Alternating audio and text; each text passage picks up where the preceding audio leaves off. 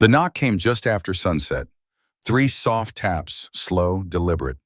Kate Morrison froze in the center of her small kitchen, the wooden spoon in her hand hovering over a pot of soup that no one would eat. Outside, Timber Ridge had gone still. No wind, no dogs, no cicadas. Just those 3 knocks, and now silence. She turned off the flame and stood completely still, breath tight in her chest. Through the window above the sink, the Cascade Mountains loomed black against the fading sky. Timber Ridge was quiet, too quiet for a town where the school bell still rang and old men still played checkers at the general store at dusk. But tonight it felt like someone had pulled a shroud over it. Another knock.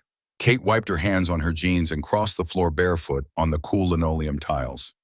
She reached the door but didn't open it. Instead, she pressed her ear to the wood. Nothing. Whoever had been there had already stepped away or was waiting unseen. Then she noticed it. A small envelope had been slid under the door. Yellowed paper, red wax seal. Her hand trembled as she bent to pick it up. The moment her fingers touched it, she knew. She knew before she even turned it over and saw the name in that tight, angular handwriting. Kate. Her husband had been dead for 3 days. Her knees nearly gave out, but she gripped the edge of the kitchen table and forced herself upright. The children were in the next room. They couldn't see her break. Not now, not after the funeral, not with the hole in her chest still raw and bleeding. She walked to the back of the house, pushed open the bedroom door. Daniel sat on the floor, building a tower of river stones he'd collected from Cedar Creek. Emma was brushing her doll's tangled black hair, and little Jake slept curled in a blanket like a puppy. Her voice came out steady, practiced. "Don't come into the kitchen. I'll call you when dinner's ready." Daniel glanced up, frowning. "Mom, I said I'll call you." "Oh." She closed the door before her voice cracked. Back in the kitchen, she broke the seal. The wax snapped like a bone. She unfolded the letter with both hands. The words hit her like cold rain. "If you're reading this, I'm already gone. But they're coming for you next." The page trembled between her fingers. "You don't have time to grieve. You need to take the children and leave Timber Ridge tonight. Go north past Cedar Creek. Follow the signs. I marked them for you. You'll find the house under the Douglas firs. Only there will you be safe." Her heart slammed against her ribs. "Trust no one. Not even the local police. Not even my family. They'll come for you when they think you've stopped crying. I love you, forgive me. Mike." She staggered backward until her back hit the wall. The room tilted. For a moment, she thought she might scream, but nothing came. Just her breath, short and sharp, just the smell of soup burning on the stove. She pushed open the window and looked out at the dusty road. The mountains in the distance were already cloaked in shadow. Beyond them, deeper into the forest, lay nothing but Douglas firs and silence and whatever this house under the trees was supposed to be. She didn't understand it. Michael had never been afraid of anything. He'd been calm, quiet, solid as stone. Never talked about danger. Never talked about secrets. He worked at the auto repair shop, came home for dinner, built the kids a treehouse out of scrap lumber. But something in her bones told her he hadn't been lying. She moved quickly, threw open the bedroom door again. "Get your things. We're leaving tonight." Daniel blinked. "We will. I'll tell you when we're safe." Emma clutched her doll. "Are we coming back?" Kate knelt in front of her and brushed the hair from her daughter's face. "I don't know, baby, but we'll be together. That's what matters." 10 minutes later, she had packed 3 small bundles: clothes, a blanket each, some food, and Michael's old hunting knife. She placed the strange brass key from his keychain in her jacket pocket. The small key she'd never understood, the one he said was for a place that didn't exist yet. She locked the front door behind them. They walked in silence down the back alley behind the Baptist church. The streets were too quiet. Kate didn't like it. Her eyes scanned the shadows behind fences, the gaps between houses. Every window felt like it might be watching. At the edge of the town square, she froze. Across the street, just outside the closed doors of Michael's garage, stood a man in a black jacket. He didn't speak. He didn't move. He just watched. She pushed the children into the alley. "Don't run. Just walk quietly, like when Dad taught you to hike without spooking deer." Daniel took Jake's hand and Emma pressed close against her mother's hip. They moved through the narrow passages, weaving between dark walls and rusted gates. When they reached the creek bank, Kate stopped. The water was low, barely a stream. But on the far side, etched into the bark of a crooked Douglas fir, was a mark, a circle with a line through it. The same mark Michael used to doodle on scraps of paper when he thought no one was watching. She didn't know what lay ahead. She didn't know who the man in the black jacket was, or how many others were coming. But the weight of the letter burned in her pocket, and her children were looking at her, waiting for her to decide. She took the first step into the water. The current was cold, mountain-fed from snowmelt. It soaked her shoes and pressed against her legs like a warning. "Come," she said softly. They crossed in silence, stepping into the trees. Behind them, across the water, the man with the black jacket watched them vanish into the forest. Then he raised a radio to his mouth and whispered one word. Confirmed. A man doesn't carve trees for beauty. He carves them so someone will follow. The woods swallowed them whole. Kate's jeans clung to her legs, heavy with creek water. Her breath came in short bursts, heart racing louder than her footsteps. Behind her, Daniel moved fast, gripping Jake's hand tight, whispering quiet encouragement into the dark. Emma kept pace at her mother's side, her doll now tied to her back with a scarf Michael had given her last Christmas. The Douglas firs rose tall and endless, thick trunks like sentinels. The moon peeked between their needles, casting silver streaks over the forest floor. Every crack of a twig felt like a rifle cocking. Every gust of wind sounded like breath too close behind. They climbed the slope in silence. Kate kept her eyes open for more signs. She hadn't known what Michael's carvings would look like, but the mark on the tree by the creek, the circle split by a single line, was clear. It had the same shape he'd always etched into napkins and notebooks when he thought no one noticed. A compass, maybe, or a door, or something older. 50 feet ahead, a faint scratch on another Douglas fir caught her eye. She stepped closer. The bark had been stripped in a long, deliberate line, then another crossing through it, the same shape, fresh. She touched it with her fingertips. The edges of the cuts were dry, but not weathered. Michael had passed this way not long ago. Weeks, maybe days. "Daniel," she whispered. "Help Emma. The slope gets steep ahead." The boy nodded and reached for his sister's hand. Jake clung to Kate's jacket, stumbling with each step, but not complaining. Brave little thing, just like his father. They pushed forward, away from Timber Ridge, away from the man in the black jacket, from the house that had already begun to feel like a ghost. She didn't know where this trail led, only that Michael had planned it. Every carving, every bend in the path, he'd made it for them. Another symbol appeared on the side of a leaning fir, then another. She began to see a pattern, each one pointing subtly uphill, veering toward the northwest ridge. Suddenly, Daniel stopped. "Mom," he whispered, eyes wide, "there's someone behind us." Kate spun around, heart hammering, but the woods were still. No footsteps, no rustling, just the distant sound of an owl calling, slow and lonely. "Where?" she asked, voice low. "I thought I saw a girl, just for a second." "A girl?" He nodded. Kate scanned the trees again. Firs, brush, shadows. But something moved, fast, just beyond a cluster of low branches. She stepped forward, heart in her throat. "Who's there?" she called softly. No answer. They kept walking, faster now. Her instincts buzzed. Being followed was bad enough. Being followed by someone hiding in silence was worse. The children kept close, and every time she looked back, she thought she saw flickers of movement. Small, swift. Not a man, not a soldier. Lighter, quieter. After another hour, the woods leveled out. The moon was higher now, spilling light through the canopy. They stopped beside a rock outcrop to rest. Kate knelt to check Jake's shoes. One sole was peeling, letting in dirt and water. She tied a strip of cloth around it for padding. "Drink some," she said, handing Daniel the water bottle. Emma leaned against a log, her eyes barely open. Daniel handed her the water next, then nodded toward the slope they just climbed. A figure stood at the tree line, small, barefoot, hair long and unbound. A girl. She didn't move, just watched them. Kate rose slowly. Her fingers grazed the hunting knife tucked into her waistband, but she didn't draw it. "Are you alone?" she called out. The girl didn't answer. She took a slow step forward. Just one. I won't hurt you. I have children with me. We're not from the government. We're not military. The girl tilted her head, still silent. Then, in one sudden movement, she stepped forward and knelt. She reached into the moss at the base of a fir and scraped away the dirt. Beneath it, she uncovered another symbol, the compass mark. She's following the same trail, Daniel whispered. The girl looked up. He told me someone might come. Kate stepped closer.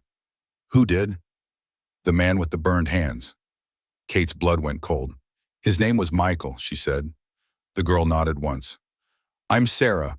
I live near the Western Ridge. My dad's a park ranger. Michael sent me.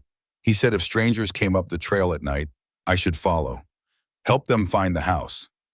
Kate's knees weakened. Michael, is he still? He's not with you? Sarah asked. Kate shook her head, unable to speak. Sarah's face softened. I'm sorry. Kate swallowed hard. Can you take us? Yes, but we can't use the trail anymore. I saw flashlights behind you. Men coming. Kate's chest tightened, so Daniel had been right all along. Come, Sarah said, already slipping between the trees. This way. They followed her deeper into the woods, off the trail, through brush and thorn and under twisted branches where Michael's symbols no longer marked the path. Kate didn't look back. Somewhere out there, men with radios and rolls were scanning the trees, hunting her children like prey. She had no idea what waited ahead, but the girl walked like she knew the forest better than the lines on her palm. And if Michael had trusted her, that was enough.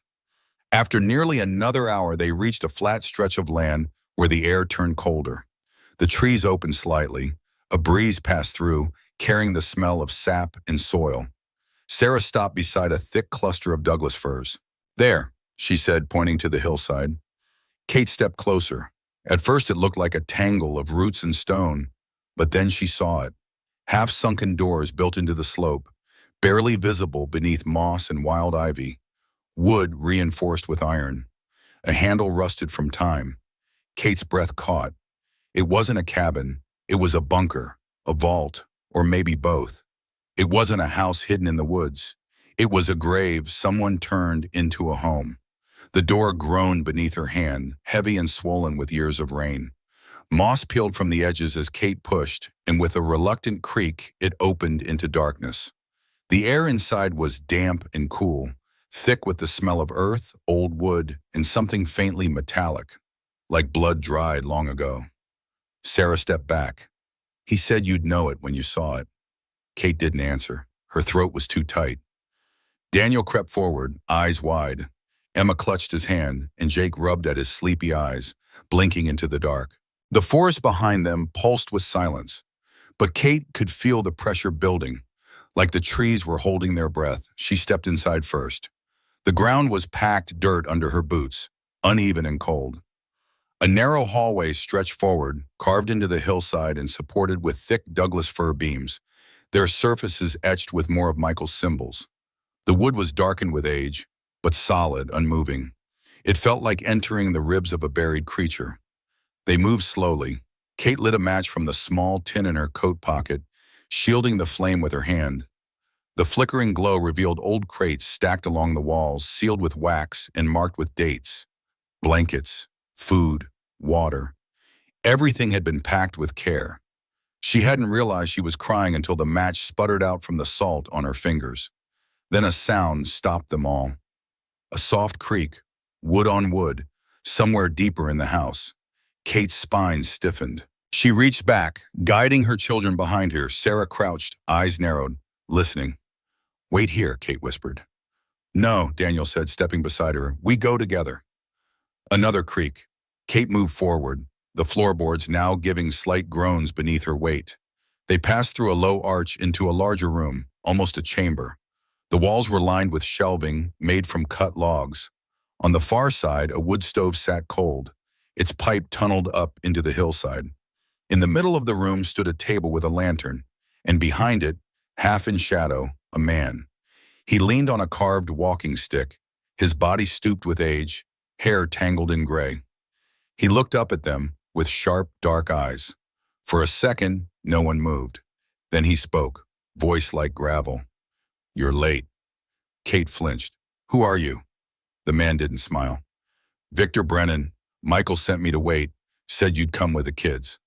She didn't believe it at first. She took a cautious step forward, studying the man's face, the stiffness of his shoulders, the way he held the stick, like he'd carved it himself. His clothes were patched, but clean. His skin looked like cracked leather, the kind the forest gives to people it doesn't kill. He said you'd come, Victor said. Said you'd bring the children. Said not to open the door unless it was you. You've been here all this time? He nodded. 5 winters, built the place together. Michael paid me in silver and what was left of his conscience. I stayed because a man keeps his word. Kate didn't know what to say. The children stood close now, taking in the space. Emma walked to the wall where a long piece of wood had been carved with names. Daniel, Emma, Jake. Their names written in their father's hand. She broke just for a moment. Victor looked away, respectful. He carved those the last time he came. Spent hours in here. Said they'd need to feel like it was theirs, even if they never saw the sun again. Kate ran her fingers across the names, though edges were rough. Not from laziness, but from haste, like he'd carved them through pain. Did he say anything else? Victor limped over to a shelf and pulled down a bundle wrapped in oilcloth. Inside was a thick journal bound in cracked leather. The strap was worn, the corners rounded. A name was carved into the inside cover. Kate, she opened it slowly. The first page was addressed to her.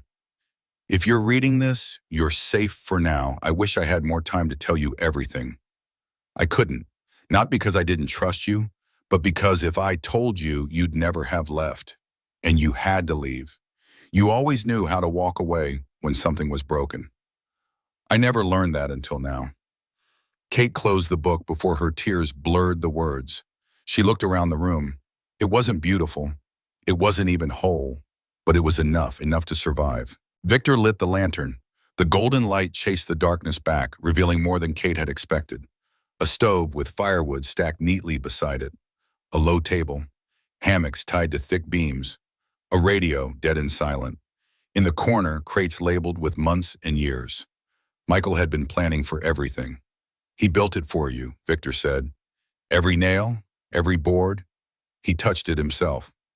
Wait a while, because he knew he was running out of time, and he knew the past wouldn't stop chasing him. Kate looked at her children now, huddled on a rolled mat. She looked at Sarah sitting cross-legged with quiet eyes. The past.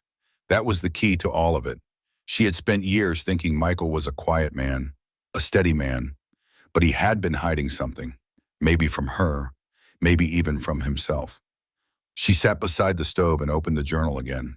The pages were filled with tight, controlled handwriting, maps, instructions, notes on food supplies, water sources, names of people to trust and people to avoid.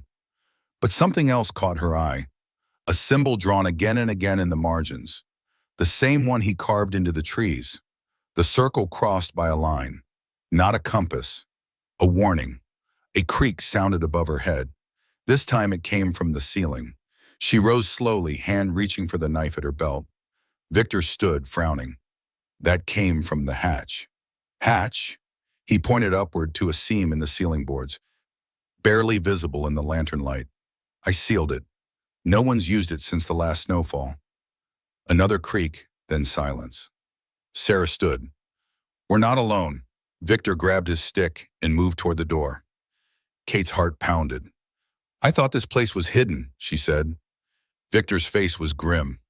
Hiding only works until someone remembers where you're buried. Blackwood's men must have tracker dogs. She didn't ask what he meant because she already knew. They didn't just kill him, Kate. They erased the man you thought he was.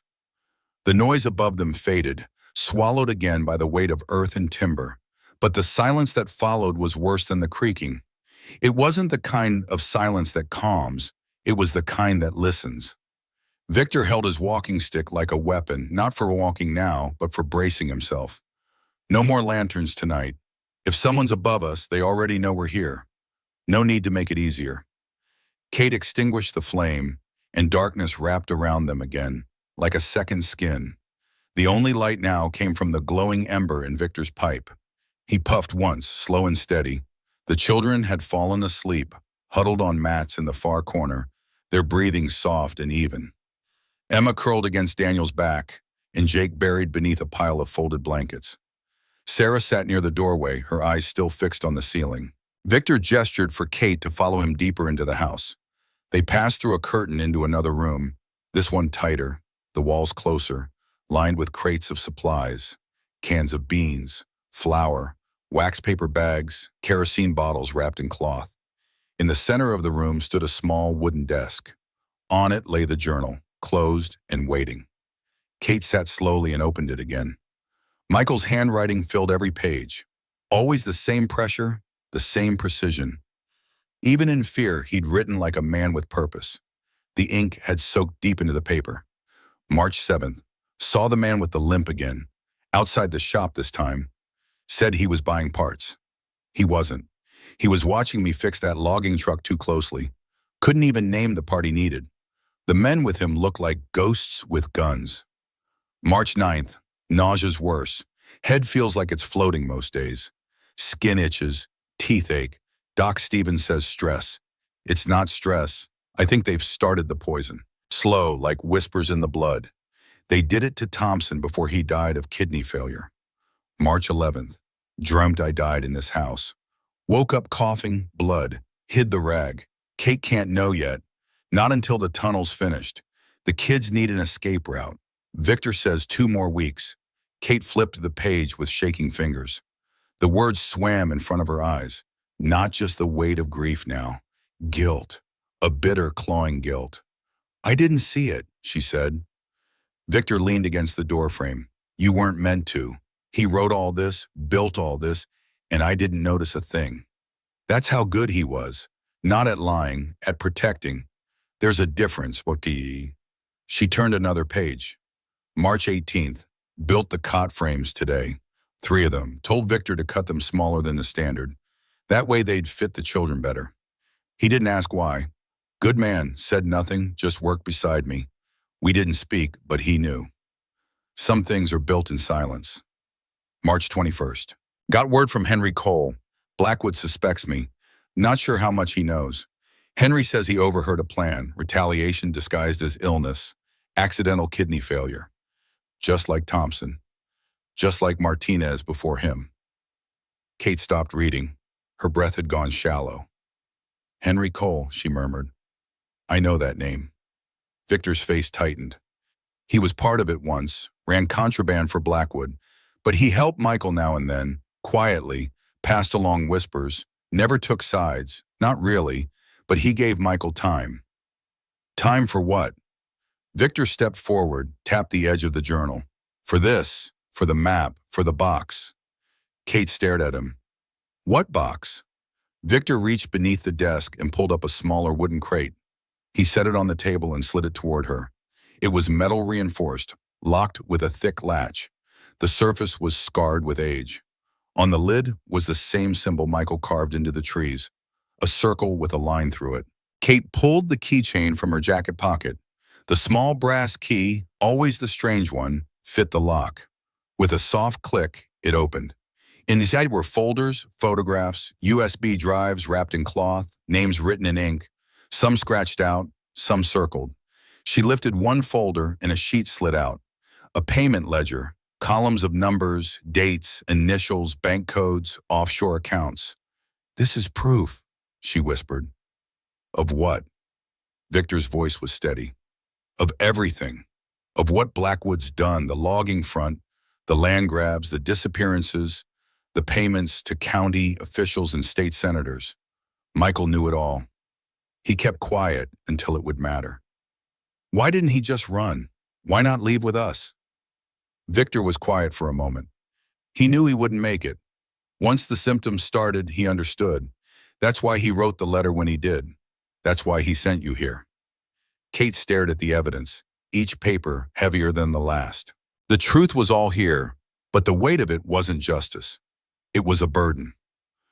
Another page from the journal caught her eye, paper clipped to the edge of a map. Use the box only if they come for the children.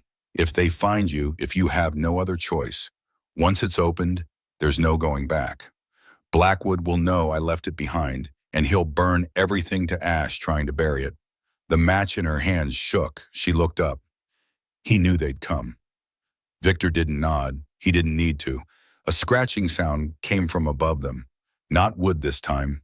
Dirt shifting, soft, like boots on pine needles. Victor raised his eyes to the ceiling. I sealed the hatch, but the chimney's still open. They could drop something in, Kate said. Or someone. Kate shut the box, locked it again, and stuffed it beneath the table.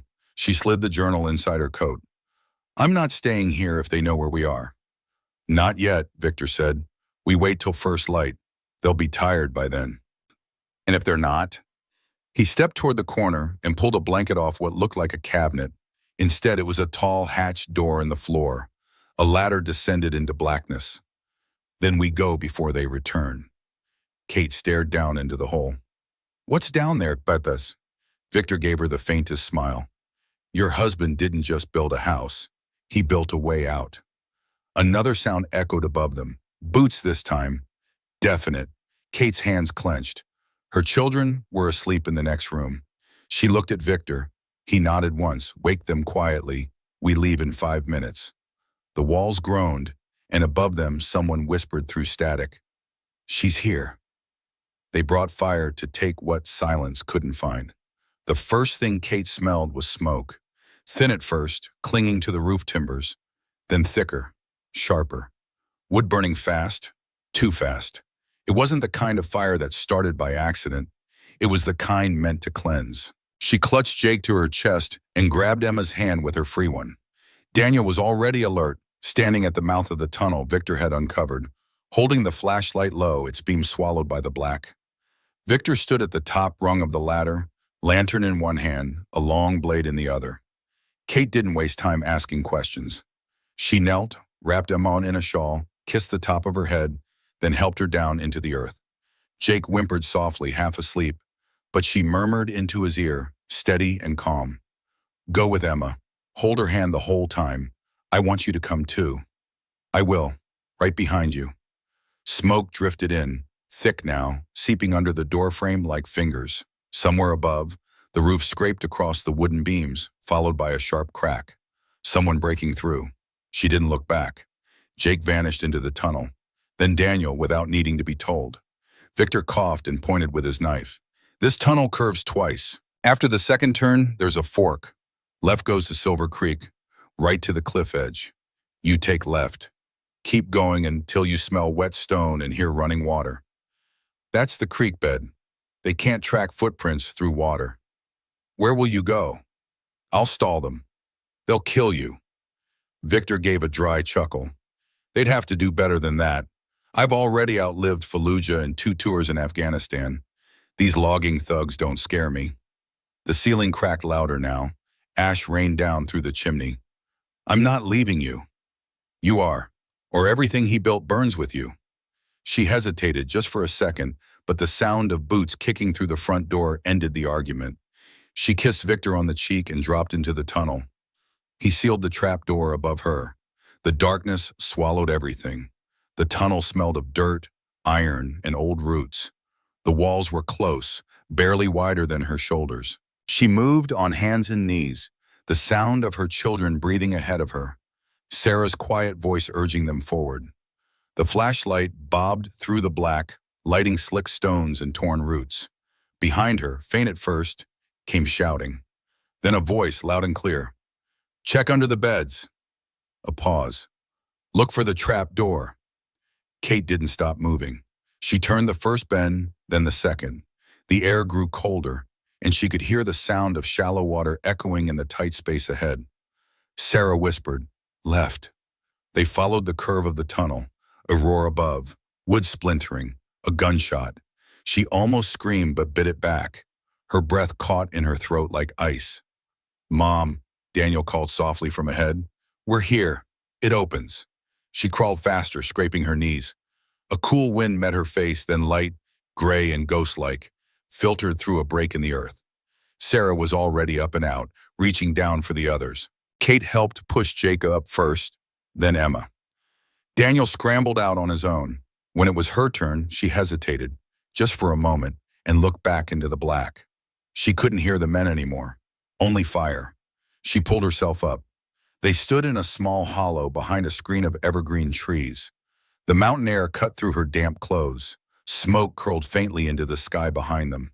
The buried house, Michael's house, was burning. Kate stared as orange flickered through the earth like veins in a dying body. "Victor," she whispered. But there was nothing she could do. No scream would reach him now. No water would save what was already set to ash. Sarah tugged her sleeve.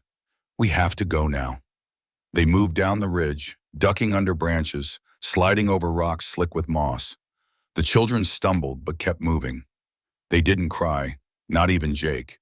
They understood now, without words. At the base of the hill, Silver Creek appeared, narrow and shallow, but running. The sound of the water was soft, like whispering glass. Kate stepped into it, the cold biting up her legs, and helped the children one by one. The flow masked their steps, their scent.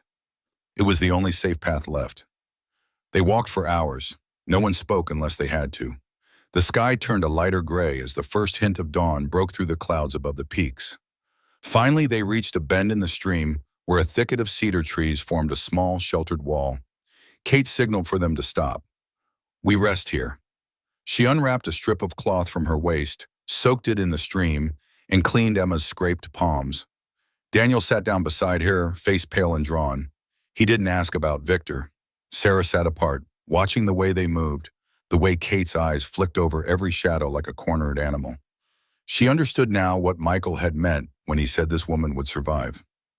"Where do we go now?" Daniel asked. Kate didn't answer at first. She pulled the journal from beneath her blouse, now damp and streaked with soot. She turned to a page she hadn't yet read. At the top was Michael's handwriting, slanted slightly from pain. "If you're reading this after the fire, follow the old logging road north. There's a cabin, my uncle's old hunting cabin near Cougar Ridge. I stalked it 2 months before I died. Look for the lightning-scarred hemlock tree. Beneath it you will find the second key." She traced the words with her fingers. The ink was smudged. Some of it had bled. "North," she said, "that way." Sarah asked, "Can you guide us?" Kate nodded.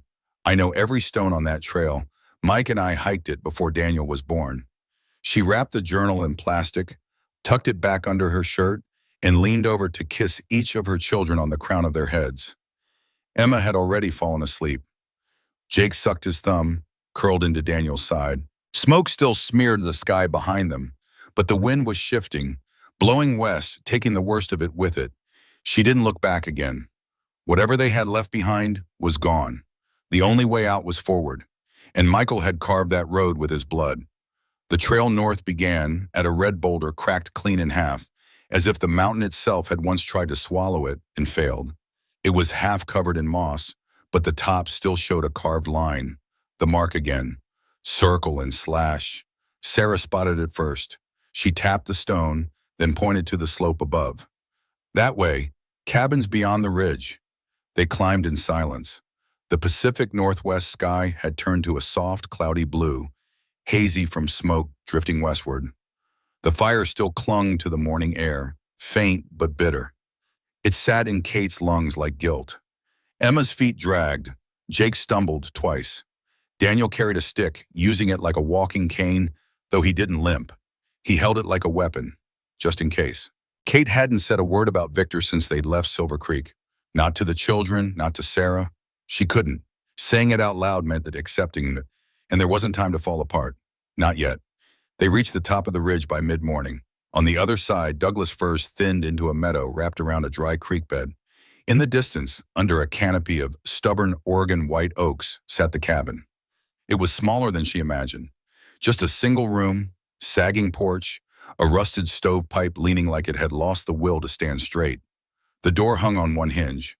The windows were boarded tight with old plywood marked with graffiti from hunters. Still, it looked like a palace. Sarah ran ahead, scanning the perimeter. No tracks, no smoke, no traps. We're clear. Kate knelt to check Emma's feet, raw where her shoes had rubbed away, and carried her the last few yards to the porch. Inside, the cabin was musty and dry. Dust danced in beams of light coming through the cracks. A stack of folded military blankets lay beside a pot-bellied cast-iron stove. Two folding cots sat against the wall. On the table in the corner was a wooden box marked with the same symbol Michael had used for everything. The children moved like ghosts, slow and quiet. They had learned something that wouldn't be unlearned, that the world could burn beneath you without warning, that nothing, not even walls or parents, was truly safe. Sarah opened a side panel on the floor and pulled out a burlap sack. Inside were sealed cans, jars, matches, even a small jar of honey. Kate stood over the box, heart pounding. She opened it slowly. Inside was a Glock 19, a box of ammunition, $5,000 in $100 bills, a satellite phone, and a folded piece of cloth. Tucked into it was another letter. Kate, if you're reading this, you survived the fire. I knew you would. You're stronger than you know. There's a second key hidden behind the stove. Use it only if you must open the metal lockbox. You'll know when. You always know. There's a man who might help you. His name is Henry Cole. You'll find him near the mill in Bend. He owes me a favor. But be careful, he walks both sides. The real ledger, the one that matters, isn't in this box. I had to put it where no one would think to look.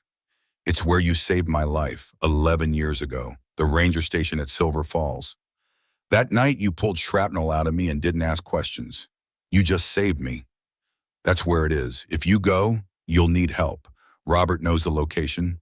You'll find him at the Portland FBI field office. He's my brother. He'll keep his word. Go, and if you read this far, I'm sorry for the secrets. But I never stopped loving you, Mike. Kate stared at the name Robert, Michael's brother. She'd met him exactly twice. Once at their wedding, once at Michael's funeral. Both times he'd been distant, professional, like he was attending out of obligation rather than love. A sudden crack outside snapped her attention. Footsteps. Sarah grabbed the Glock. Kate pushed the children behind the table and stepped to the window. A man stood near the trees, hands raised, no weapon visible.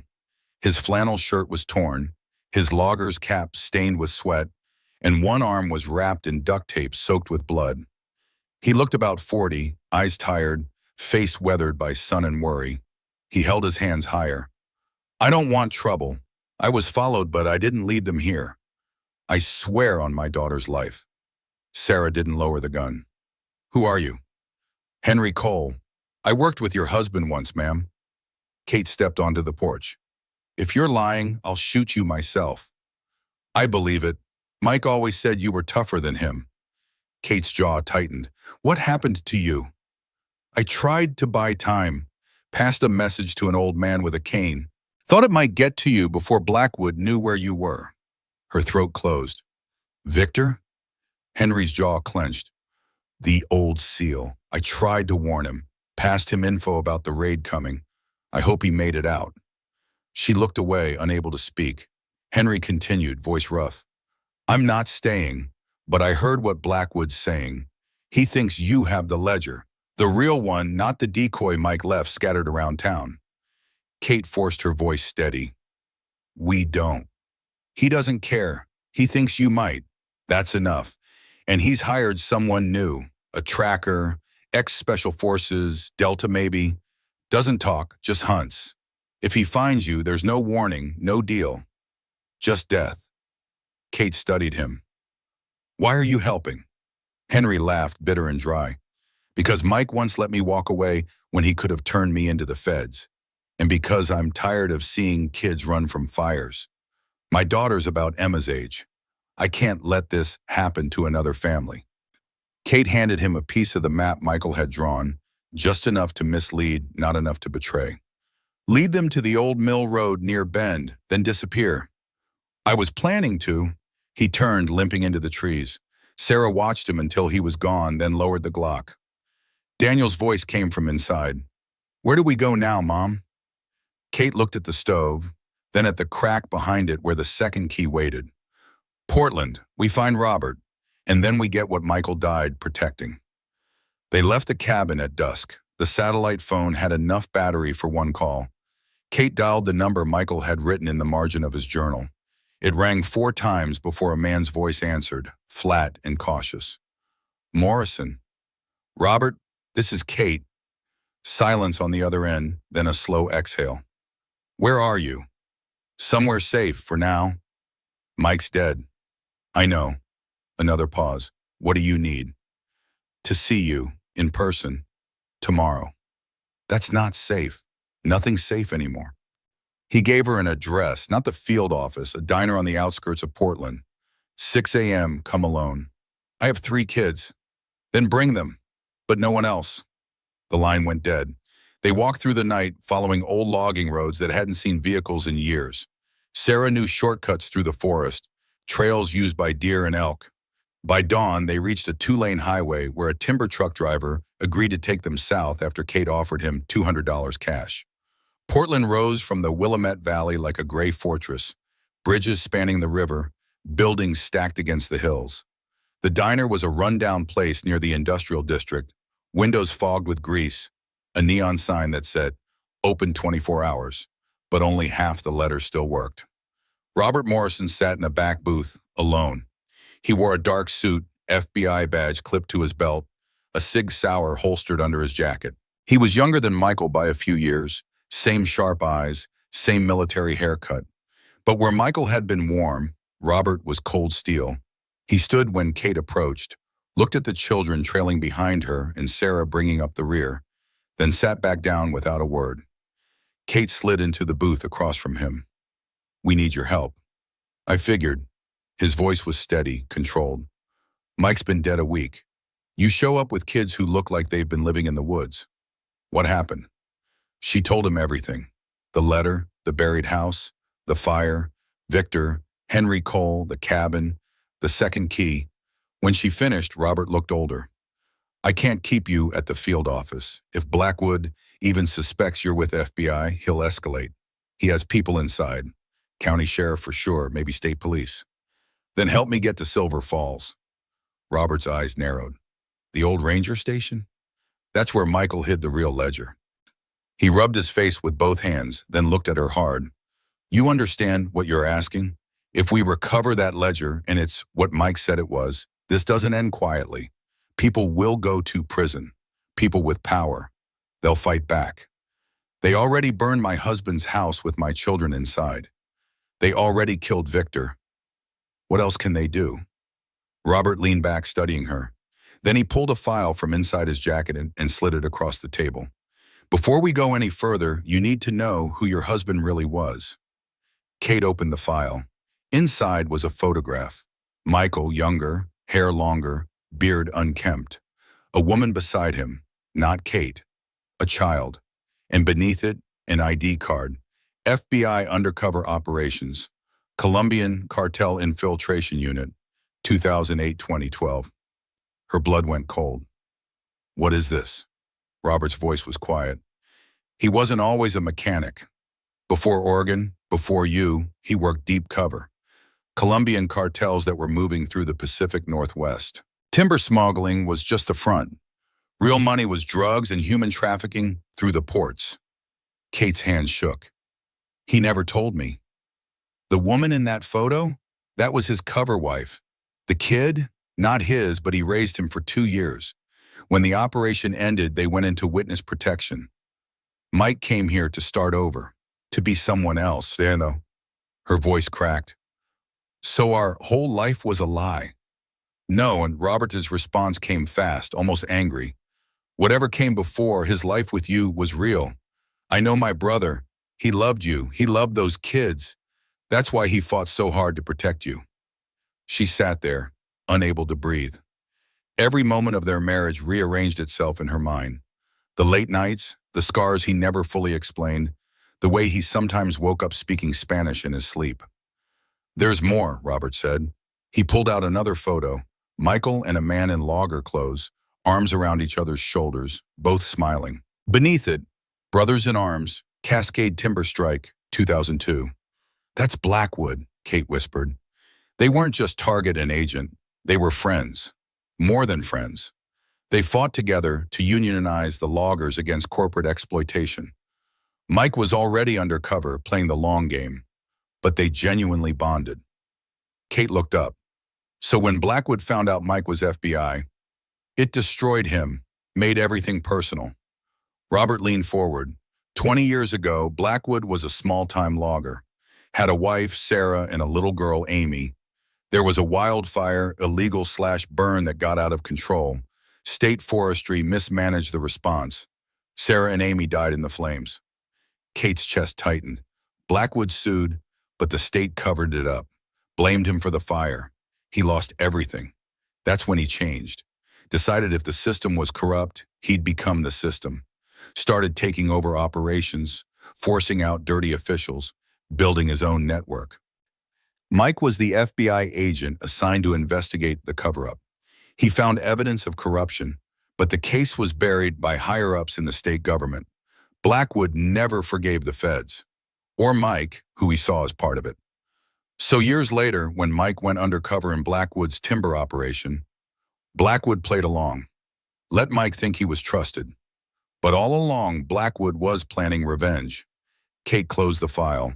Her hands wouldn't stop shaking. Robert stood. Come on, we're going to Silver Falls, but we do this my way.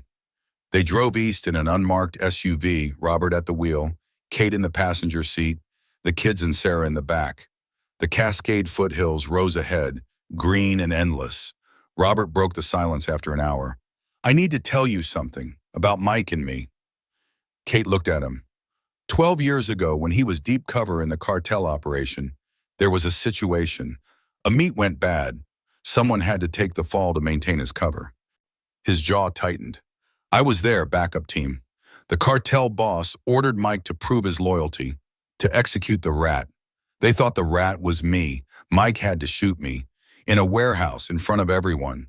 He aimed low, hit me in the side, not the heart. Told them I was dead. Kate's stomach turned. I bled for hours before the team extracted me. Spent 2 months in the hospital. It kept Mike's cover intact for another year, saved dozens of lives. I never blamed him. It was but I couldn't look at him the same after. That's why we barely talked these past years. That's why I wasn't at your wedding. Kate stared out the window. He never told me. He was ashamed. Thought you'd see him different if you knew what he'd done, what he was capable of. The Silver Falls Ranger Station appeared an hour later, deep in the Willamette National Forest. A single-story log building, abandoned for years after budget cuts. Windows broken, door hanging loose, the smell of mold and rot thick in the air. Robert handed Kate a flashlight and his backup Glock. 5 minutes, I'll watch the perimeter. She stepped inside.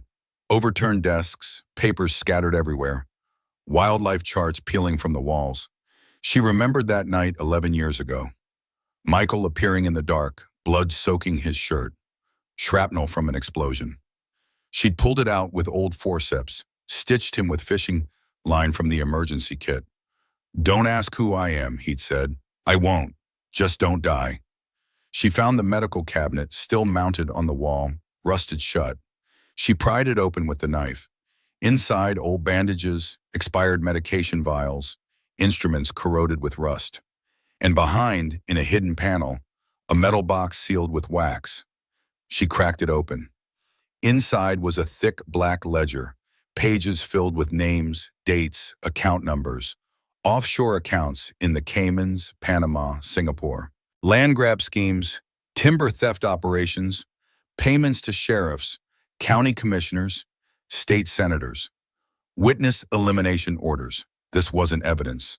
This was a death sentence for an entire system. She closed it and stepped into the hallway. That's when the bullet hit the door frame beside her head. She dropped, rolled behind a desk. Gunfire shattered the silence. 3 controlled shots. Robert's voice from outside. Kate, back door! She crawled to the window, looked out. A man in tactical gear moved through the trees, rifle with a scope, face hidden behind a balaclava. Not local police, not even Blackwood's usual men. This was something else. The tracker. Robert fired twice. The man vanished behind the trees like smoke. Back door now! Kate ran through the rotting building, burst out the rear exit. Robert had the SUV already moving. She jumped in. Tires screamed as they shot down the forest road. She clutched the ledger against her chest. He knows now. Robert's knuckles were white on the wheel. Yeah, and he's coming.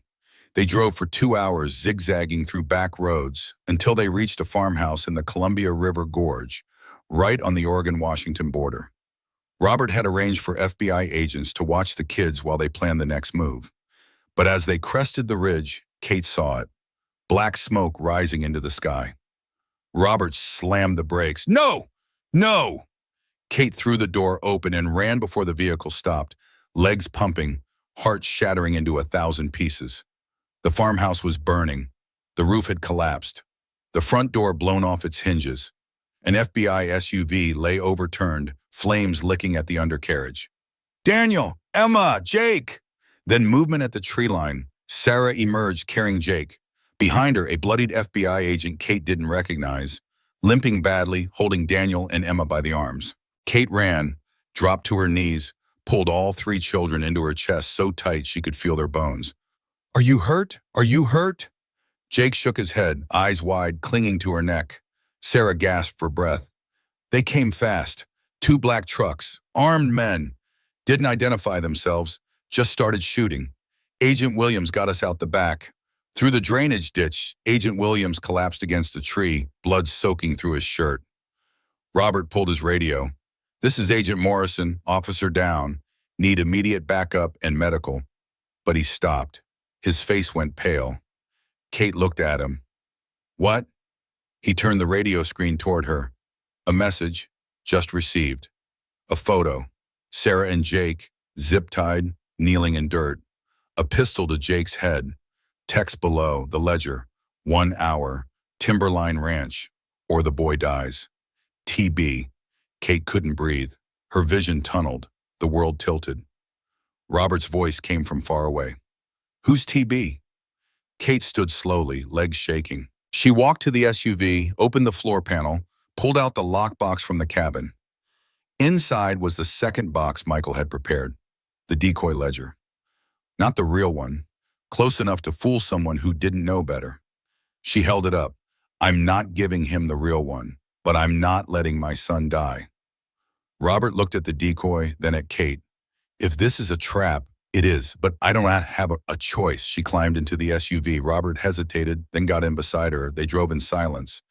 The ledger, both real and fake, sitting between them. The Cascade Mountains rose ahead, dark and endless. Somewhere in those trees, a man with a gun held her son. And whether she lived or died in the next hour didn't matter. Because some things you can't walk away from. Some things you meet standing, even if it kills you. Timberline Ranch sat deep in the Deschutes National Forest, a sprawling compound of log buildings surrounded by chain-link fence and security cameras. The main gate stood open. No guards. Too quiet. Robert parked 50 yards out, positioned FBI snipers in the trees. You sure about this? Kate looked at the decoy ledger in her hands. No, but I'm going anyway.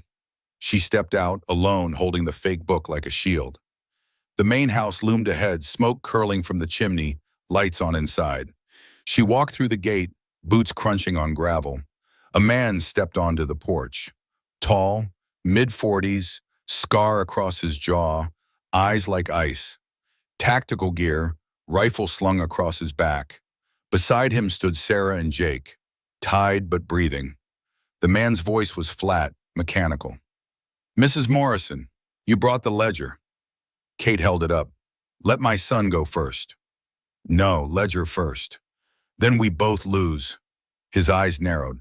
Then another voice came from inside the house, older, rougher. Blake, stand down. A second man emerged, James Blackwood, gray suit, hands clasped behind his back, face lined with age and bitterness. He looked at Kate with something almost like regret. Mrs. Morrison, this wasn't supposed to happen. Kate's voice was steel. You sent men to burn my children alive. I sent men to recover what your husband stole. Blake here took things too far. Then call him off. Blackwood looked at the man called Blake. Let the boy go. Blake's hands tightened on his rifle. Sir, we need that ledger. I said let him go. Not until a voice cut through the tension, hard and certain. Let them go, soldier. Victor Brennan stepped out from the side of the house, wounded, thinner, leaning on a rifle for support, but alive. Kate's breath caught. Victor, Blake turned. Who the hell are you? Navy SEAL retired. You're out of line. Blake's face twisted. Another old man who thinks he's still at war. I don't think, I know. Red laser dots appeared on Blake's chest, 6 of them. FBI snipers. Robert's voice over a loudspeaker. Thomas Blake, you're surrounded. Release the hostages. Now. Blake grabbed Jake, pulled him close. You think you've won? You think this ledger matters? Kate stepped forward, hands raised. Let him go, please. He's 5 years old. He didn't do anything. Blake's voice cracked. My daughter was 6 when she died. In a fire. Federal incompetence. Montana, 2015. Forest Service botched the evacuation. My little girl burned because some bureaucrat couldn't do his job. Kate's heart broke. I'm sorry for your loss, but Jake didn't do that. I didn't do that. No, but your husband did. He investigated and did nothing. Let them bury it. Blackwood spoke up. Blake's daughter died in the same fire as my family. Different locations, same disaster. That's how we met. Support group for survivors. When I found out Mike Morrison was the FBI agent who let the corruption slide, Blake volunteered to handle it. Personal for both of us. Kate knelt, looked Blake in the eyes. I know what it's like to lose someone. I just lost my husband. My children lost their father. You want revenge? I understand. But Jake is innocent, just like your daughter was. If you hurt him, you become what you hate. Blake's hands shook. Jake was crying softly. Victor lowered his rifle. Son, I've killed men. In Fallujah. In Kabul. You pull that trigger, you don't get to call yourself righteous anymore. You're just another killer. Blake's eyes were wet. They took everything from me. I know, but this won't bring her back. Slowly, Blake's grip loosened. He pushed Jake forward. Kate grabbed him, held him tight. FBI agents moved in. Robert cuffed Blake. Thomas Blake, you're under arrest. Blake didn't resist, just stared at the ground. Attention turned to Blackwood. Robert stepped forward. James Blackwood, you're also under arrest. Racketeering, conspiracy, bribery of public officials. Kate held up the real ledger. And I'll testify, all of it. Blackwood looked at her for a long moment, then at his compound, the empire he'd built. You know what's funny? Mike and I wanted the same thing, to fix a broken system. He chose the law. I chose something else. Maybe we were both wrong. He held out his hands for cuffs. Let's get this over with. As they loaded him into the federal vehicle, Blackwood looked back at Kate one last time. He was a good man, your husband. Better than me. Tell your kids that. The sun was setting over the Cascades, painting the sky orange and purple. Kate sat on the porch steps, Victor beside her, both of them too tired to move. You made it out, she said. Collapsed part of the tunnel behind me. Took me 3 days to find you. Why? Because I made a promise to Mike, and I keep my promises. Kate leaned against him just for a moment. Thank you. He didn't answer, just lit his pipe and watched the mountains turn dark. Inside, the children were sleeping, finally safe. Sarah sat with them, keeping watch. Robert approached holding a folder. Federal prosecutor wants to meet tomorrow. They're moving fast. Blackwood's attorney is already trying to cut a deal. Kate took the folder. Inside were names, charges, evidence. 73 people implicated by the ledger. Sheriffs, senators, judges, businessmen. What happens now, she asked. Now you testify, you tell the truth, and we see if justice still means something. Kate looked at the mountains, at the smoke still faint on the horizon, at the children sleeping inside. She thought of Michael, of Victor, of every person who'd died trying to protect them. Then let's finish what he started. The federal courthouse in Portland was built like a cathedral. High ceilings, arched windows, a single American flag hanging limp in the corner. It didn't smell of justice. It smelled of dust, old wood, and decades of sweat soaked into the benches. But it was full. The gallery overflowed with reporters, federal prosecutors, and victims' families. Mothers whose sons had vanished at the wrong logging site. Elders from small towns who'd never before set foot in a city building. Workers in oil-stained jeans who'd lost jobs when they asked too many questions. They came because they'd been told to forget, and now someone was finally speaking. Kate Morrison stood at the witness stand, hands gripping the edges of the podium like it was the only thing keeping her upright. She wore no makeup. Her hair was pulled back in a simple ponytail. A black shirt, jeans, the same boots she'd run through the forest in. There was nothing polished about her, but that was why the room was silent. She wasn't there to impress. She was there to finish what Michael started. The judge sat high above, flanked by two federal prosecutors and a court stenographer with a sharp pen and stone face. Blackwood wasn't here in person. He watched through a screen from the federal prison in Sheridan, a glass square mounted on the back wall where his image flickered with static. His expression was unreadable. The lead prosecutor, a woman in her 50s with gray streaks in her dark hair, nodded once. "State your full name for the record." Kate's voice came out steady. "Kate Elizabeth Morrison. You are the widow of Michael James Morrison, FBI Special Agent?" "I am." "And you have brought evidence of widespread corruption in Central Oregon in the Cascade region?" "Yes." "Please describe what you found." Kate opened the ledger, the real one, not the decoy. Its pages had been photographed, authenticated, reviewed by 6 federal agencies. But now she read them aloud, her voice carrying through the courtroom like a bell. She read names. Sheriff Marcus Webb of Deschutes County, $250,000 over 5 years. State Senator Patricia Mills, $500,000 in land deals structured to look like legitimate investments. Judge Harold Green, $180,000. Cases dismissed, evidence suppressed. DEA agent Kyle Foster, $300,000. Raids tipped off. Witnesses relocated to places where Blackwood's people could reach them. The corruption went deeper than Michael had suspected. Payments to fire inspectors who looked the other way when Blackwood's operations burned controlled acres without permits. Bribes to county commissioners who rezoned protected forest land. Money to union bosses who kept workers quiet when accidents happened and bodies disappeared. Kate didn't look up once, not until she reached the last entry in Michael's handwriting. "If they take me, let them. But don't let them take her. She's the only thing I ever built that mattered." Her voice cracked on the final words. She closed the journal and looked directly at the camera where Blackwood watched from his cell. This man didn't just run a criminal enterprise. He built a machine of silence. He did it because people were afraid or bought or both. But I'm not afraid anymore. Because the only way evil wins is when good people decide the cost of speaking is too high. My husband paid that cost. I won't let it be for nothing. The courtroom was so quiet you could hear the clock ticking on the wall. The prosecutor let the silence hold for 5 seconds, then asked her next question. "Mrs. Morrison, do you have the original documents your husband collected?" "I do." Kate lifted a folder, 3 inches thick. Account statements from offshore banks, recorded phone calls, photographs of cash exchanges, witness statements Michael collected over 5 years. He died protecting this. I'm here to make sure it means something. The defense attorney, a silver-haired man in an expensive suit, stood. "Objection, Your Honor. These documents were obtained without warrant through illegal surveillance conducted by a federal agent acting outside his jurisdiction." The judge looked at Kate. "Mrs. Morrison, how did your husband obtain this evidence?" Kate met the judge's eyes. "By risking his life, by living undercover for years, by befriending people who would have killed him if they knew the truth.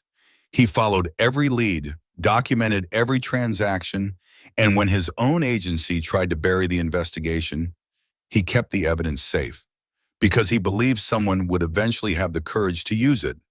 The defense attorney pressed. "That doesn't answer the question of legality." Kate's voice turned to iron. "Neither does burning children in their beds, or poisoning a federal agent with slow-acting toxins, or executing witnesses who tried to cooperate. Your client did all of that. The only illegal thing here is what he built."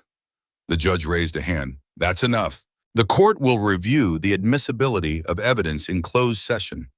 Mrs. Morrison, you're dismissed for now." Kate stepped down.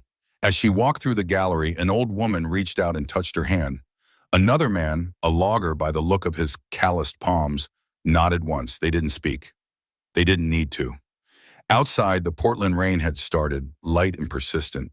Victor waited by the courthouse steps, leaning on his cane. He'd testified earlier that morning about the buried house, the escape tunnel, the fire. His words had been few but devastating. "You did good in there," he said. Kate pulled her jacket tighter. I just told the truth. That's what makes it powerful. Robert approached from the parking garage, phone pressed to his ear. When he hung up, his face was grim. Blackwood's attorney is pushing for a plea deal, reduced sentence in exchange for testimony against the others. Kate's jaw set. No deals. Kate, if he cooperates, we can bring down twice as many people. He murdered my husband. He tried to kill my children. He burns in court or he burns nowhere. Robert looked like he wanted to argue, then thought better of it. I'll tell the prosecutor. The trial lasted 3 weeks. Witness after witness took the stand. Former employees who'd kept quiet out of fear. Families of men who'd disappeared. Financial experts who traced the money through shell corporations and offshore accounts. Michael's old FBI partner who testified about the investigation that had been shut down by pressure from above. Blake testified too, his voice hollow, recounting how Blackwood had recruited him after the Montana wildfire. How they'd bonded over shared loss and rage at a system that had failed them both. How Blake had convinced himself that eliminating corrupt officials was justice, not murder. He looked at Kate once during his testimony, and she saw something break behind his eyes. The jury deliberated for 4 days. When they returned, the courtroom was packed beyond capacity. People stood in the aisles, pressed against the back wall. The judge read the verdicts one by one. James Blackwood, guilty on 47 counts. Racketeering, conspiracy, murder for hire, bribery of public officials, obstruction of justice. Sentencing recommendation: 25 years federal prison, no parole. Sheriff Marcus Webb, guilty on 12 counts, 15 years. Senator Patricia Mills, resigned before trial under investigation by the state attorney general, assets frozen. Judge Harold Green, disbarred, guilty on 8 counts, 10 years. Thomas Blake, pleaded guilty to kidnapping and attempted murder. 12 years psychiatric evaluation required. In total, 73 people were indicted from the evidence in Michael's ledger. County officials, state bureaucrats, private contractors, union leaders who'd been paid to keep workers silent. The system wasn't destroyed, but it was shaken. Cracks appeared in foundations that had seemed unbreakable. Kate sat in the gallery with her children on either side. When the final verdict was read, Daniel reached for her hand. Emma leaned her head against her mother's shoulder. Jake had fallen asleep, curled against Victor in the row behind them. After the judge's gavel fell, Kate stood and walked out without looking back. The reporters shouted questions, cameras flashed, but she pushed through them like they were ghosts. Robert cleared a path to the SUV, Victor bringing up the rear with the children. They drove in silence for 20 minutes before Kate finally spoke. Where do we go now? Robert glanced at her. Witness protection offered you new identities. Montana, Wyoming, or Idaho. Your choice. Kate looked at the rain sliding down the window. Montana, near Glacier. I want the kids to grow up somewhere they can see the mountains. I'll make the arrangements. 3 months later, they moved into a small house on the outskirts of a town called Whitefish. The house was painted blue, weathered by winter winds. A porch wrapped around the front, and somehow, against all logic, bougainvillea grew in protected corners where the sun was warmest. The name on the deed wasn't Morrison. The mail came addressed to someone else. But inside, in the quiet moments, Kate still called herself by her real name. The children knew both versions of themselves now, the ones in the school records and the ones they whispered to each other at night. Victor moved into a cabin 2 miles down the road, small, one room, an American flag on the porch that he raised and lowered with military precision every dawn and dusk. He told Kate he'd stay close until he was sure they were settled. That was 8 months ago. He was still there. Every Saturday morning, he came for training. Daniel learned tracking first. How to read prints in mud and snow. How to tell the age of a trail by the way vegetation bent. How to start a fire with flint and steel when matches ran out. How to navigate by stars when the GPS failed. Victor taught him basic first aid, how to set a broken bone with sticks and rope, how to stop bleeding with pressure and elevation.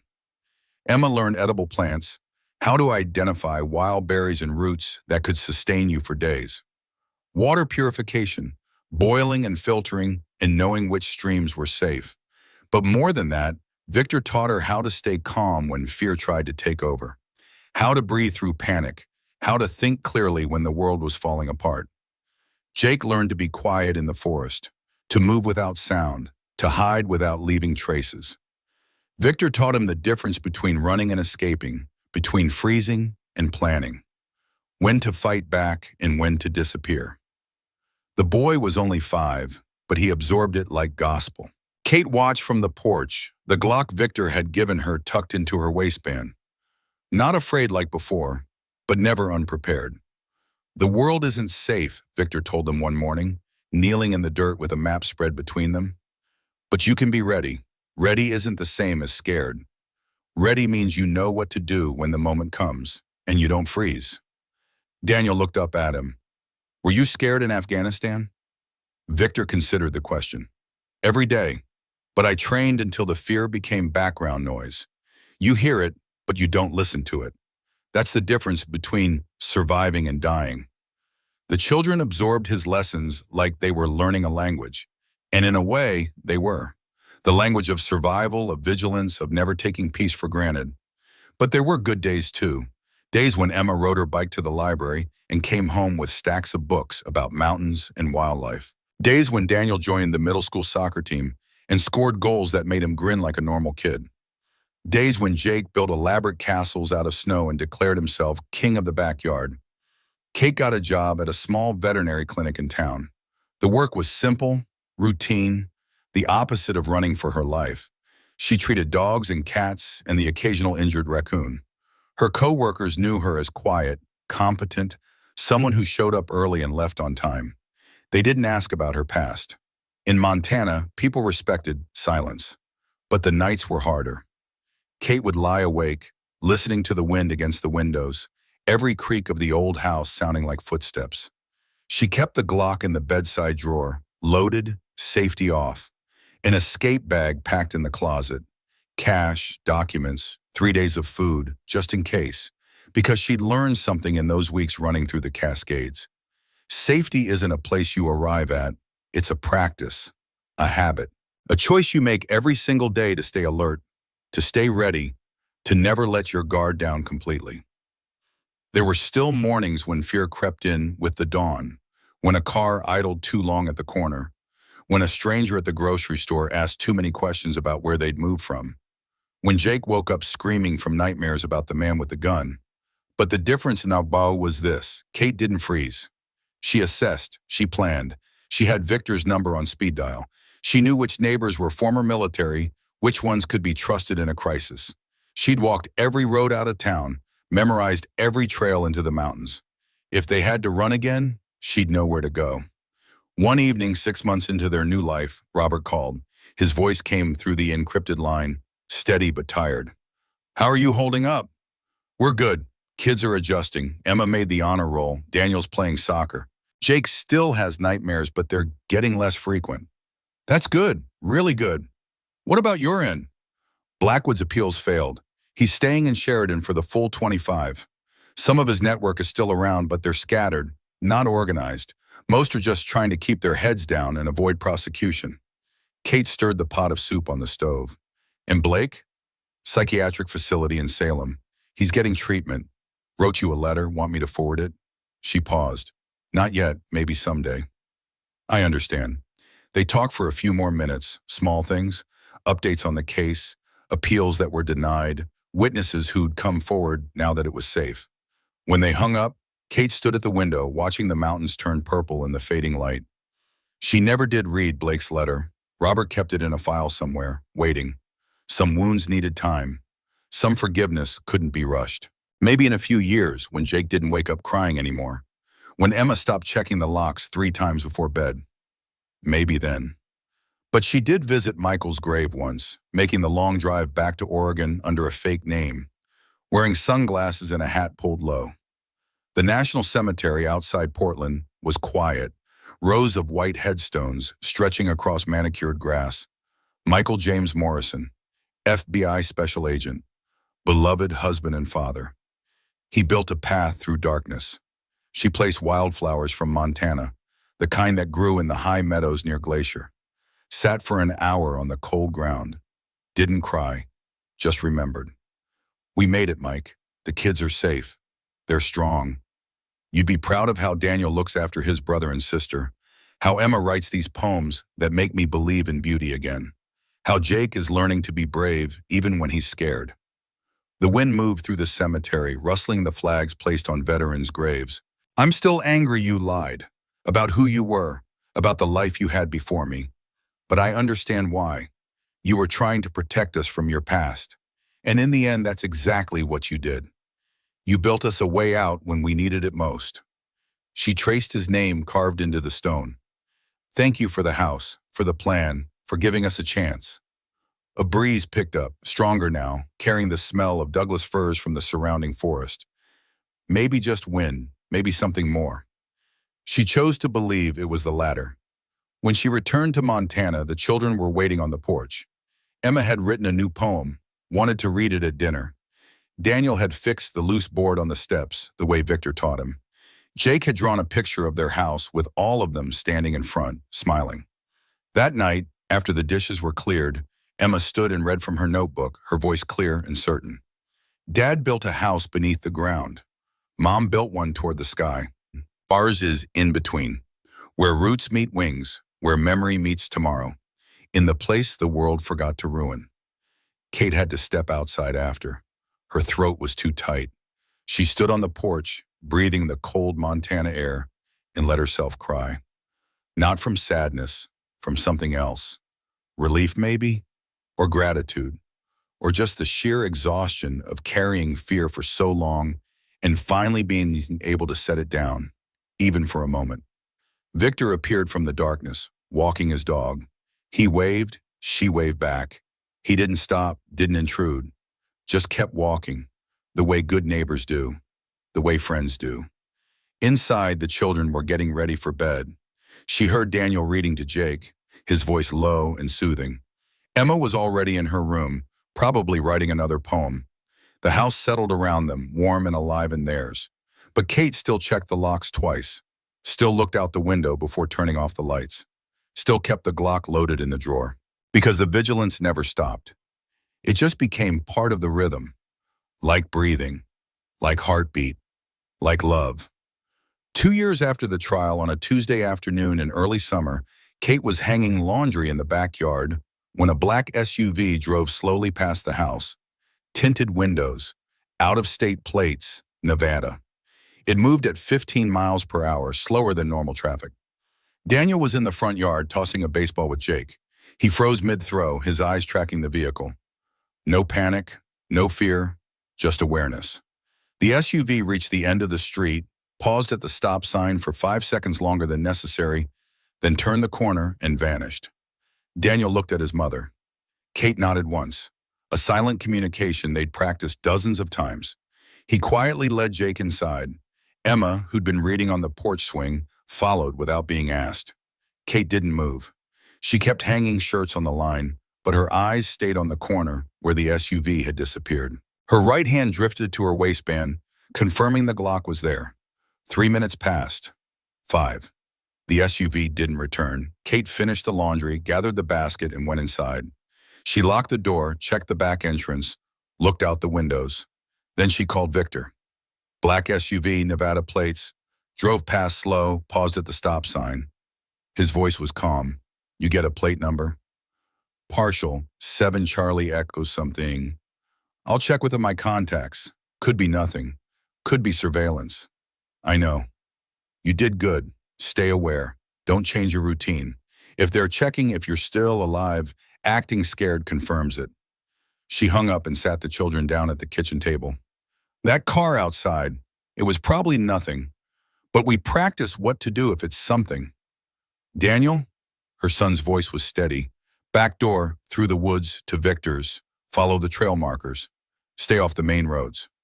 Emma? Grab the emergency bag from the closet.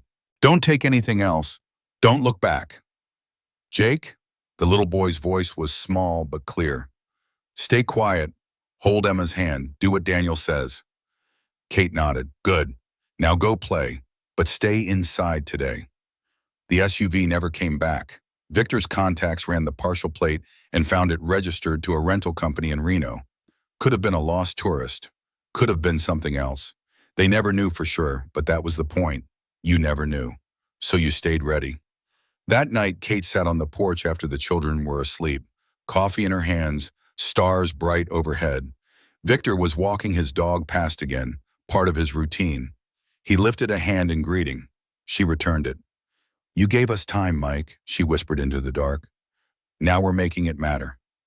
The children didn't ask about the past much anymore. Not because they'd forgotten, but because they'd been given permission to move forward, to build lives that weren't defined by fear or loss or the weight of secrets. Jake wanted to be a park ranger when he grew up. He'd announced it one morning at breakfast, matter of fact, like he'd been planning it for years, to help people be safe in the forest, like Sarah helped us. Daniel talked about becoming a teacher. Someone has to pass on what we learned, Mom. Victor's lessons, Dad's lessons, all of it. Emma kept writing poems about mountains and safety and houses that couldn't burn. She'd started submitting them to the school literary magazine. Some got published, one won an award. She beamed when she showed Kate the certificate, and for a moment she looked like any other 12-year-old girl whose biggest worry was homework and friends. And Kate, for the first time in years, allowed herself to believe they deserved this. The quiet mornings, the school plays, the soccer games, the ordinary magic of a life not spent running. But the Glock stayed loaded. The escape routes stayed memorized. Victor stayed close.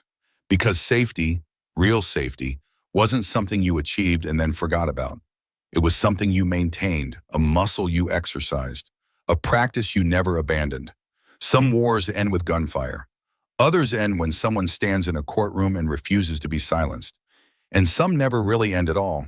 They just teach you to stand your ground, to build what matters, and to never mistake peace for the absence of vigilance.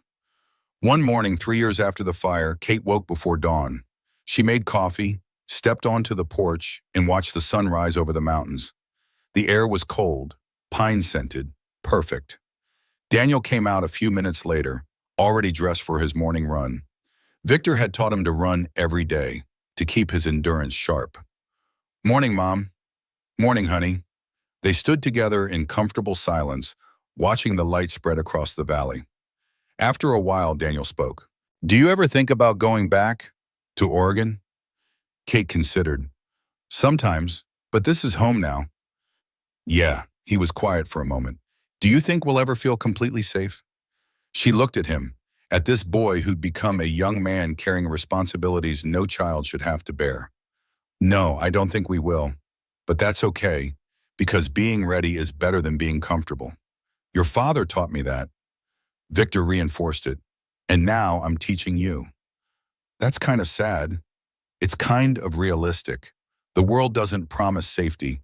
It promises chances. We got ours, now we protect it. Daniel nodded, understanding in his eyes that made him seem older than 14. I'm going for a run. Stay on the marked trails. Always do. She watched him jog down the road, his pace steady, his form strong. Victor had trained him well. They all had their roles now, their ways of contributing to the family's survival. It wasn't just Kate carrying the weight anymore. Inside, Emma was already up, writing at the kitchen table. Jake was still asleep, but he'd be awake soon, ready for Saturday training with Victor. The rhythms of their life had become routine, almost normal. But normal now included knowing how to read tracks. Normal included knowing which plants were edible. Normal included keeping a go-bag packed and an escape route planned. Some people might call that paranoia. Kate called it wisdom because she'd learned the hardest lesson of all. The world burns when you're not watching. Danger comes when you think you're safe. Evil wins when good people decide the cost of vigilance is too high. So she stayed vigilant, not from fear, from love, because her children deserved to grow up, to go to college, to fall in love, to build their own lives. And the only way to guarantee that was to never, ever let her guard down completely. The sun climbed higher, turning the sky from pink to blue. Victor's truck appeared down the road right on time. He parked, let his dog out, and walked toward the house with that steady, purposeful gait of a man who'd survived wars and had no intention of losing a battle in peacetime. Morning, Kate. Morning, Victor. Kids ready? Always. He smiled just a little. Good. Today we're working on advanced navigation, reading terrain, planning routes through unfamiliar territory. Important skills. For what? For whatever comes next. Hope for the best. Prepare for the worst. She nodded. That had become their motto, their family creed. Hope for the best. Prepare for the worst. Build what you can. Protect what matters. Never stop watching. Never stop caring. Never stop being ready. Because safety isn't a destination. It's not a place you arrive at and then relax. It's a practice, a daily discipline, a choice to stay aware, stay prepared, stay capable. And as the Montana sun climbed over the mountains and another day began, Kate Morrison stood on her porch, Glock at her hip, coffee in her hand, children safe inside, and knew with absolute certainty they were ready for whatever came next, for any threat, for any danger, because Michael had built them a foundation. Victor had taught them to defend it, and Kate had learned to never confuse peace with safety or quiet with security. Some things you can't walk away from. Some things you meet standing, even if it kills you. But when you survive, when you make it to the other side, you don't celebrate by forgetting. You honor the Gua by staying ready, by building lives worth protecting, by teaching your children that courage isn't the absence of fear, it's the decision to be prepared when fear comes calling. The world didn't promise them safety, but they'd built it anyway, one day at a time. One lesson at a time, one watchful night at a time. Stark. Ich habe nur verstanden 2 CT, deswegen habe ich nicht mehr hinten geguckt. Nein, ich habe nur gesagt, einer CT. Ich habe auch 2 verstanden. Ich habe so 2 verstanden. Ich habe auch 2 verstanden. Aber es waren auch 3 am Leben. Also. Okay, auf Dachte geht's. auch, du meinst mit Sova-Call mich, dass ich. Weil ich Main geguckt. Nee, so weit war CT raus. So, Freunde. Ich hätte auch gesagt, Frikos sind Frikadellen. Auf geht's, wir haben das. Let's go. Ich halte mal wieder am Main. Close. Der Viper war B. Mach einfach meine Smoke schon mal. Der drohend. Drohne. Hilf mal B mit lieber. So, bitte.